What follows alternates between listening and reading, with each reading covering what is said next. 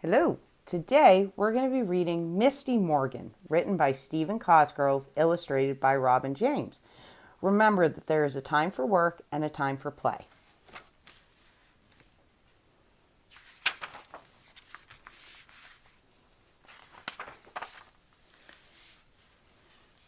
If you gaze beyond the crashing waves and rolling tides to the place where the sea becomes sky, you would find an emerald island where rainbows begin and the moon rests after each night's journey.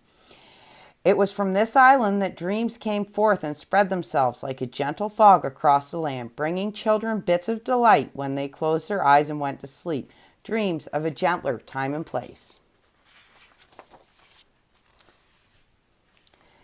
Now, on this island of dreams was a castle, a magnificent thing of heavy stone, draped in ivory with a worn wooden drawbridge that was always left down. Hanging from every wall were clocks that ticked and talked the whole day through. There were alarm clocks, cuckoo clocks, grandfather clocks, and even a grandmother clock that hung beside the stove in the kitchen. It was in this castle that a princess lived, a very pretty princess dressed in pinks and purples. The very pretty princess lived by time and time alone. She would rush from one clock to the other, always checking the time. She was always rushing here and rushing there, crying, "Can't be late!" Everything here was on a schedule, and time was the master, and the princess was the slave. Now, the princess didn't live alone on the island, for she had a friend who was a wonderful unicorn by the name of Morgan. He had a coat of silver hair, and his tail and mane were woven of silk and satin. He wore upon his head a horn that was twisted like golden taffy. Morgan loved to play and frolic in the forest and meadows of the Emerald Isle. He would munch a bunch of clover here and sip some dew from the honeysuckle vine over there. He would chase after butterflies and kick at the sun, for his life was his own and filled with fun. One day, Morgan went to the castle to play. His hooves thundered and rumbled as he walked across the drawbridge, looking for his friend the princess. He clicked his way down the cobblestone hallways, peeking in here and snuffling in there. Suddenly, the princess dashed by, running hither and thither in her carefully scheduled rounds. Morgan tossed his mane and stomped his foot, anxious to play, but she rushed on. "I don't have time to play right now, silly unicorn," she said as she looked at her watch. Maybe later, maybe later." With that, she was gone in a flurry of skirts.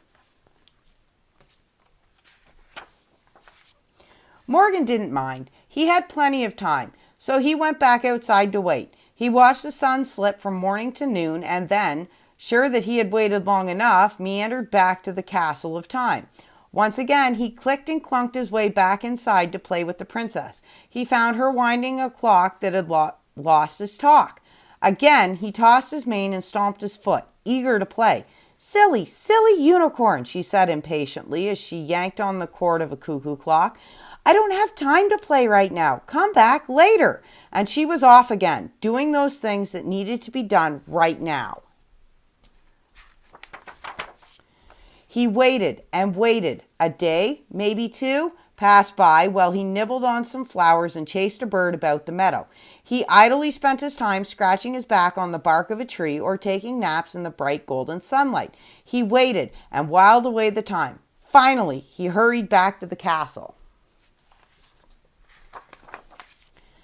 Morgan tossed his mane excitedly as he pranced into the castle and down the massive hallways.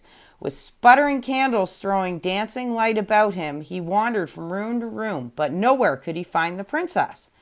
In desperation, he looked in the basement coal room, and there he found the princess shoveling coal into a bucket. He reared, tossing his hooves eagerly into the air, and whinnied just once, ready to play. The princess looked up and with the back of her hand pushed an errant curl out of the way, leaving a coal smudge in its place. "Listen, unicorn," she said impatiently. "I am very, very busy. Time is wasting and I don't have time to play right now. When I do have time to play, I'll find you. For now, leave me be." With that, she grabbed the coal bucket and in a puff of black dust zipped up the stairs. Morgan slowly dropped his head and, with heavy hooves, left the castle keep. Morgan was very upset by what the princess had said. He had waited and waited, but she never wanted to play. He wandered far away from the princess and the castle of time. He walked aimlessly until he came to a mystical place called the Misty Meadows. Here, the fog slipped and sneaked about the forest, making everything seem invisible. A lonely place, so quiet and empty that even the birds wouldn't sing. Morgan was so upset by what the princess had said that he didn't really know where he was going. Before you could say unicorn twice, he had walked into the Misty Meadows and had disappeared from sight. The princess stayed in the castle, winding the clocks one by one until they were all wound. She did the chores, from sweeping halls to shaking rugs. She worked by the clock until, one day, she noticed that Morgan hadn't been around in some time. She thought, I wonder where that pesky unicorn has gone. She took off her apron and went outside to look. She looked around the castle walls, but he wasn't there. She looked in the orchard and down by the pond, but nowhere could he be found. Frightened now because she couldn't find him, she began to follow his hoof prints down the path and away from the castle. The princess walked and walked until she came to the fog that shrouded the Misty Meadows. "Oh, no!" she cried. "He couldn't have gone in there. No one or no thing has ever gone into the Misty Meadows and ever come out." She paced about at the edge of the meadow, but she could only find traces of Morgan going in, never coming out. "I've got to find him," the princess cried. She ran about the forest, gathering a great armload of pine cones. Then she began to follow Morgan's hoof prints in the Misty Meadows. Step by step, she carefully followed the trail, dropping a pine cone with every step so she could find her way out again. The mist swirled about her, trying to get her to lose her way, but still she pressed on, following the trail. Finally, she reached the point where she had no more pine cones left, and she could go no farther. Loudly she shouted, "Morgan! Morgan! Come to me! It's time to play!" But all that was shouted was quickly swallowed by the fog, and she was left shrouded in silence. Sadly, she followed the trail of pine cones back out of the Misty Meadows and into the bright light of day. Alone, without her friend the unicorn, the saddened princess sat on a rock at the edge of the stream of regrets and began to cry and cry. She cried for her selfishness. She cried for those times that she didn't have time to share. And, most of all, she cried because she knew she would never see her friend Morgan again. She sat on the rock, large tears streaming down her face, and stared into the swirling mists of the Misty Meadows. She watched and watched. She blinked back the tears and looked very hard.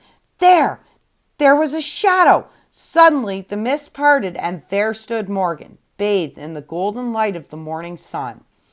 The princess rushed to the unicorn and threw her arms around him.